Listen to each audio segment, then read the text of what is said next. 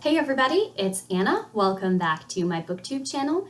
Today I am bringing you my January book haul. These are going to be all of the books that I purchased / received in the mail for the month of January. Little bit of a disclaimer here, I did buy all of these books with my own money, and I am not including library books in this book haul because then it would be ridiculously long, and I just want to focus right now on the books that I have actually bought and paid for.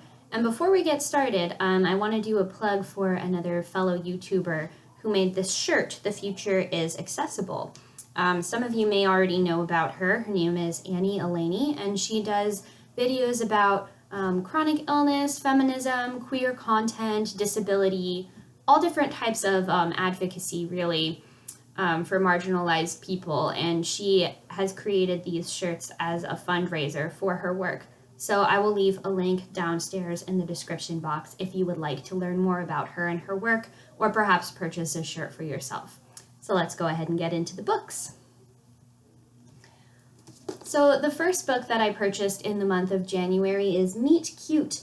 This is a young adult contemporary romance anthology, which is kind of a different genre from what I usually read.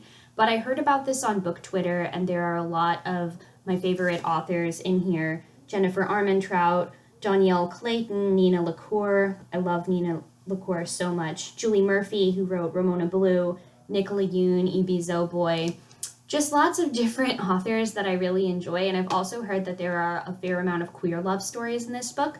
I will probably save it for the contemporary-a-thon, read-a-thon that is happening in February, because I tend not to read a ton of contemporary, so I'm trying to keep it stockpiled until that readathon takes place. Next up is The Gentle Art of Swedish Death Cleaning by Margareta Magnusson. This is a book that I also purchased from Amazon, and I thought I was going to like more than I am liking it. I'm in the process of reading it right now, but as you can see, I haven't gotten very far. Pretty much the premise of this book is a way to figure out how to declutter and tidy up when you are nearing the end of your life, because you don't want your family members to have to deal with all of your material goods and possessions that you no longer care about after you're gone. I didn't get this because I myself or anyone I'm close to is close to death or something like that. I just thought it was an interesting philosophy to kind of make sure that you have taken care of your material goods so that you can make sure that you're spending lots of time focusing on the people in your life and stuff like that.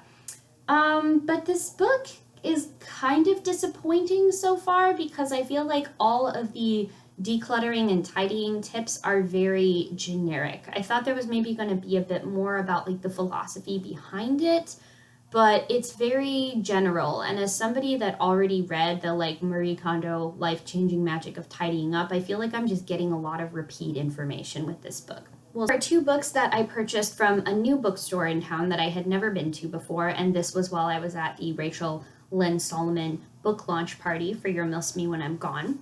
The first of those is Spindle by E.K. Johnston. E.K. Johnston is a Canadian author. She is one of my favorite young adult authors, and this is a story that is about a storyteller queen and how things are spun out of magical threads into stories and woven into fabrics, and I'm really excited to read this because of how much I love E.K. Johnston, and people say that I believe this is part of a series.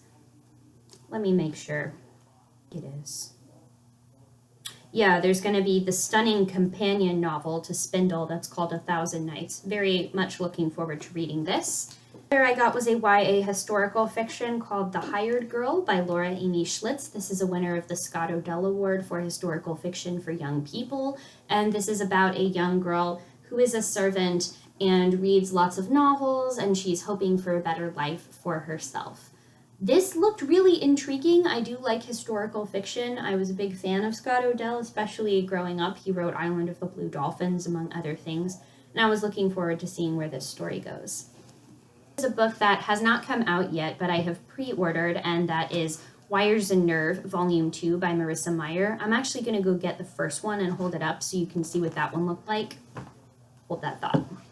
This is Volume 1 of Wires and Nerve by Marissa Meyer. This is a graphic novel companion series to her Lunar Chronicles series, which are fairy tale retellings. They begin with Cinder, which is about like the cyborg Cinderella. And this picks up where that series left off, and it is told from the point of view of Aiko, who is an android and is one of the supporting characters in the original Lunar Chronicles series. I am hoping to eventually own all of these as well as the Lunar Chronicles books, and I'm very, very excited to see where this story picks up because it definitely left me curious and wondering. Up is a comic book. This is Over the Garden Wall, Volume 3. Over the Garden Wall is not just my favorite piece of animation ever, but also I think the greatest piece of animation ever. Yeah, boom, there, I said it. Greatest piece of animation ever. And this comic book is written by one of the storyboarders from Over the Garden Wall.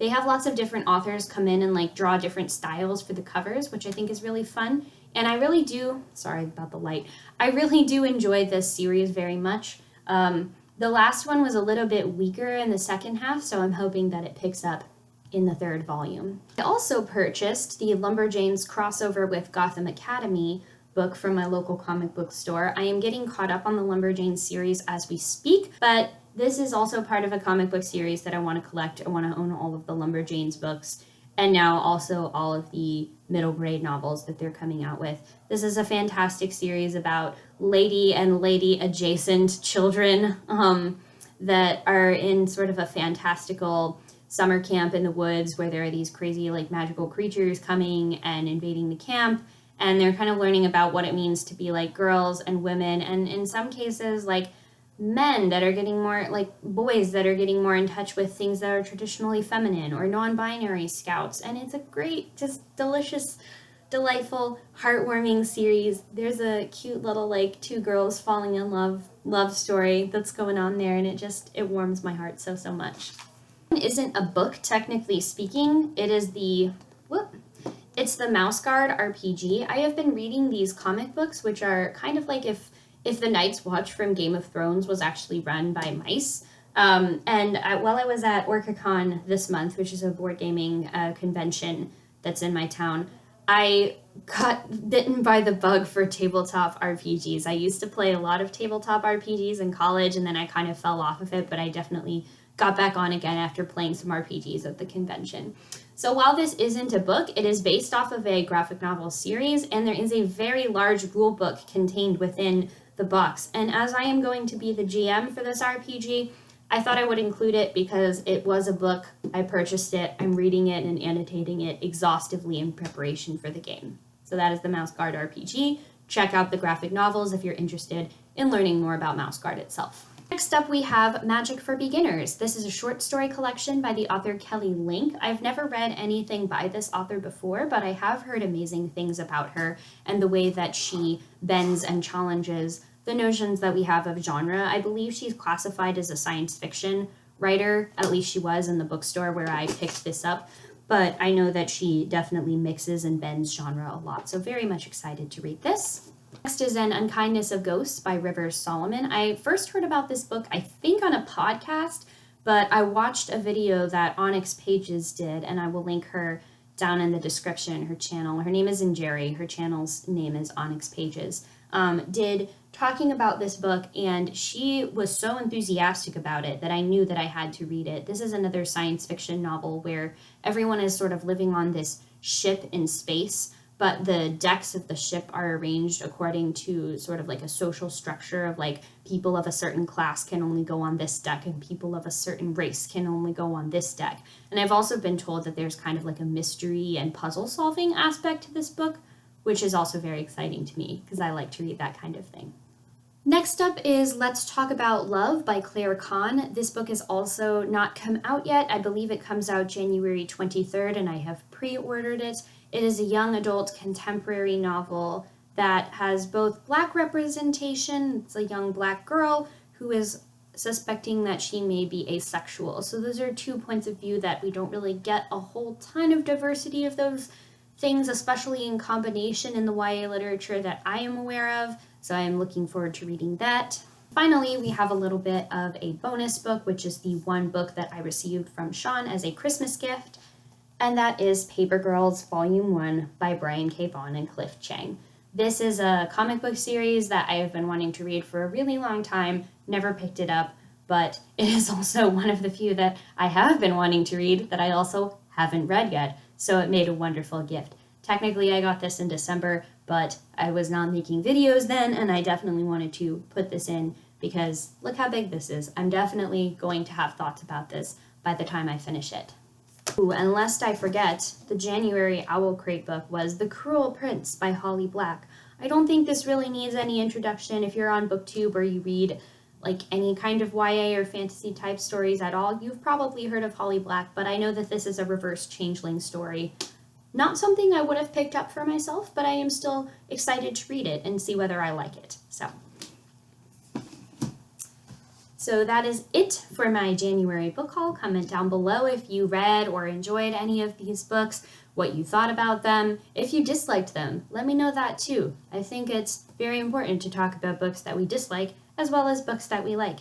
And thank you for stopping by my channel. If you like what you see here, please give the video a thumbs up and click onto the subscribe button if you'd like to see more. I'll see you in the next one. Bye.